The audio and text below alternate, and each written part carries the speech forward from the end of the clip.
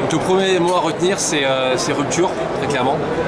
On prend un nouveau virage, un nouveau visage, différenciation par rapport à la concurrence. Rupture, parce qu'on arrive avec, comme l'a dit Valérie, avec Boost dans le trail. Ça, c'était une forte attente. Beaucoup de consommateurs nous demandaient quand est-ce que ça arrive en trail. Donc, on arrive avec Boost dans le trail.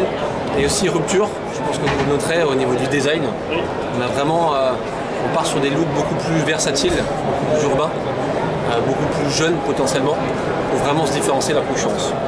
Nouvelle semelle, donc semelle continentale, full block. Donc là par exemple c'est la Response Trail, donc à 120 €. Donc toutes les semelles sont inspirées du VTT. Donc, par exemple, pour ceux qui font du VTT, cette semelle est inspirée du pneu Bud King, le Continental. Donc ils vont être parfaits pour les formats très boueux ou avec beaucoup d'accroches. Ici beaucoup d'accroches.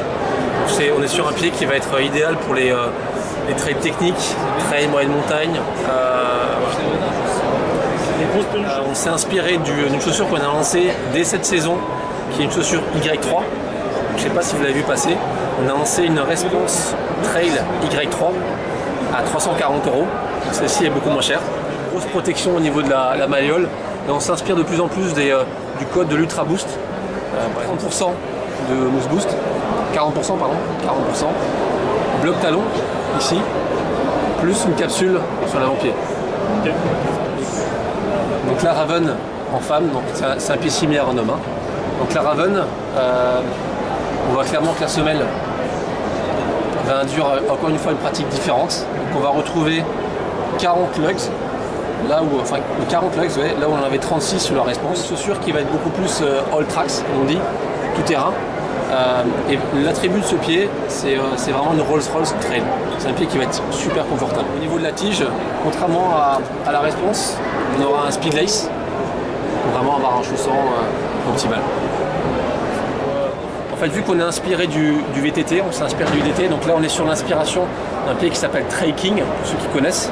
Donc le fait d'avoir ce talon, cette construction de talon, permet de travailler un maximum l'adhérence dès l'attaque talon. D'accord. Alpine, au bout d'un moment, c'est une chaussure. Après, je peux prendre l'exemple de Maxi Race où j'avais Z0 XT, une chaussure très raide quand même, mais c'est vrai qu'une chaussure comme ça, avec un bon amorti talon, sur les descentes d'1 heure et tout, je pense que ouais, ça on l'a testé, on l'a fait tester par des athlètes. Et ce qui ressort, c'est le confort d'amorti au niveau de l'attaque talon. A10 XT, donc c'est le modèle qu'a testé Sylvain. Et d'ailleurs Sébastien Speller a couru avec, je suis pas du monde, avant son malaise.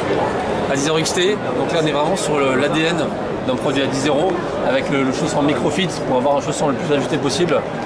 Comme vous pouvez le voir, on est vraiment sur quelque chose de très agressif en termes de look avec cette guêtre. L'attribut de cette guêtre, c'est de la protection.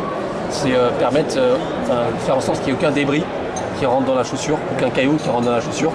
Et à porte-pied, évidemment, parce que là on va chercher du compétiteur en format course, compétition, pour ceux qui attaquent avant-pied, justement. Donc on a mis Boost uniquement sur l'avant-pied.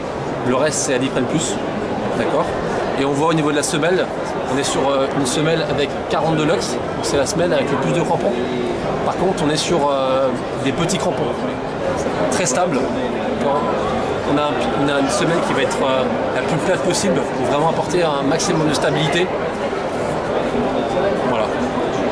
Et donc, toi, tu as couru avec le modèle avec la guêtre là, on est sur un pied qui passe plus sur un profil montagneux, alpin, pour des treks très cassins et sur des profils très longs. Donc on passe sur du profil ultra trail, trail au-delà de 100 km, où évidemment, comme l'a précisé Sylvain, on court mais on marche beaucoup. Donc c'est une chaussure qui va être idéale pour la marche active, pour l'alternance de course et de marche. Donc toujours semelle continentale, pour un maximum de grip sur des roches, sur le milieu très rocailleux, et boost, et beaucoup de résistance, beaucoup de travail sur l'abrasion.